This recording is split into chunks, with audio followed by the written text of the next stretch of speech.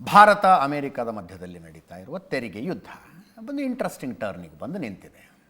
SCO ಮೀಟಿಂಗಿನ ದೃಶ್ಯಗಳು ಪ್ರಪಂಚದಾದ್ಯಂತ ಒಂದು ಸಂದೇಶವನ್ನು ಕಳಿಸಿದ್ವು. ಸ್ಟ್ರಾಟಜಿಕಲ್ ಅಟಾನಮಿ ಅಂತ ಕರೀತಾರೆ. ಸ್ಟ್ರಾಟಜಿಕಲ್ ಅಟಾನಮಿ ಅಂದರೆ ನಮ್ಮ ದೇಶಕ್ಕೆ ಏನು ಲಾಭವೋ ಅದನ್ನೇ ನಾವು ಮಾಡ್ತೀವಿ ಅಷ್ಟೇ ಅಂತ. ನಮ್ಮ ದೇಶಕ್ಕೆ ಯಾವುದು ಉತ್ತಮವೋ ಅದನ್ನು ನಾವು ಮಾಡ್ತೀವಿ.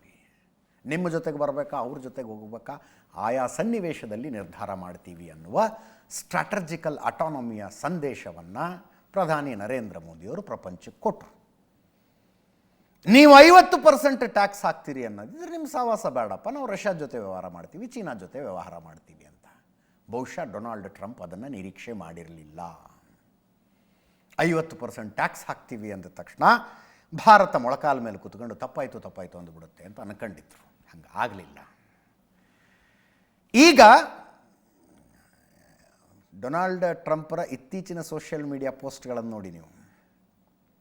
ಡೆಡ್ ಎಕನಾಮಿ ಅಂತ ಅಂದಿದ್ದ ಭಾರತದ economy, it is a dead economy ಅಂದಿದ್ದ ಡೊನಾಲ್ಡ್ ಟ್ರಂಪ್ 2 ಮಹಾನ್ ದೇಶಗಳು ಕೂತ್ಕೊಂಡು ಮಾತನಾಡಬೇಕಲ್ವಾ ಅಂತ ಟ್ವೀಟ್ ಮಾಡ ಹಂಗಾದ್ರು.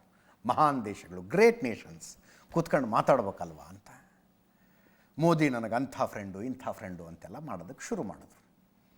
ಈಗ ಒಂದು ರಕ್ಷಣಾ ಒಪ್ಪಂದದ ಮಾತುಕತೆಗೆ ಅಮೇರಿಕದ ನಿಯೋಗ ಭಾರತಕ್ಕೆ ಬಂದಿದೆ. ಇಂಡಿಯನ್ ನೇವಿಗೆ P-8I ಅನ್ನುವ ವಿಮಾನಗಳ ಬೇಕಾಗಿದ್ದಾವೆ. $4 ಬಿಲಿಯನ್ ಒಪ್ಪಂದ ಆಯಿತು ವಿಮಾನ ಖರೀದಿ. 6P-8I ಅಂತ. 6P-8I ಒಂದು ಸರ್ವೆಲೆನ್ಸ್ ವಿಮಾನ ಇದು. ಸ್ಪೆಷಲಿ ಈ ಸಮುದ್ರ ತೀರಗಳು, ಕರಾವಳಿ ಪ್ರದೇಶದಲ್ಲಿ ಸರ್ವೆಲೆನ್ಸ್ ಮಾಡೋದಕ್ಕೆ ಇದು ಬೇಕಾಗುತ್ತೆ. ಬೋಯಿಂಗ್ನವ್ರು ತಯಾರು ಮಾಡ್ತಾರೆ. ಅದರ ಖರೀದಿಯ ಒಪ್ಪಂದವನ್ನು ಫೈನಲ್ ಮಾಡೋದಕ್ಕೆ ಅಮೇರಿಕದ ರಕ್ಷಣಾ ಅಧಿಕಾರಿಗಳ ಒಂದು ತಂಡ ಭಾರತಕ್ಕೆ ಬಂದಿದೆ, ದಿಲ್ಲಿಲಿದೆ. 4 ದಿನಗಳಿಂದ ಮಾತುಕತೆ ನಡೆಸ್ತಾ ಇದೆ.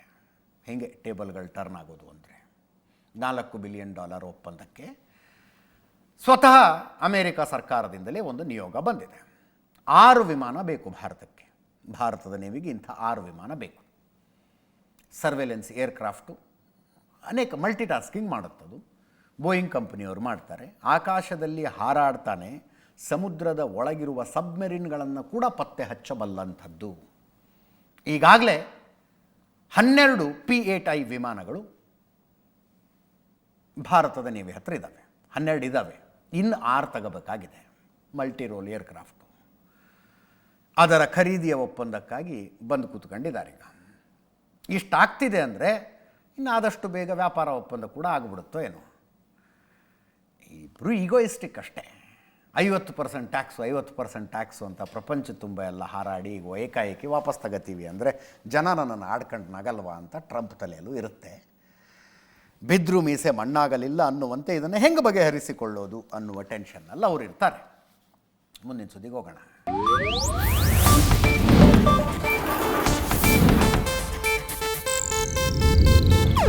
ಇದು ಏಷ್ಯಾನೆಟ್ ನ್ಯೂಸ್ ನೆಟ್ವರ್ಕ್ ಪ್ರಸ್ತುತಿ.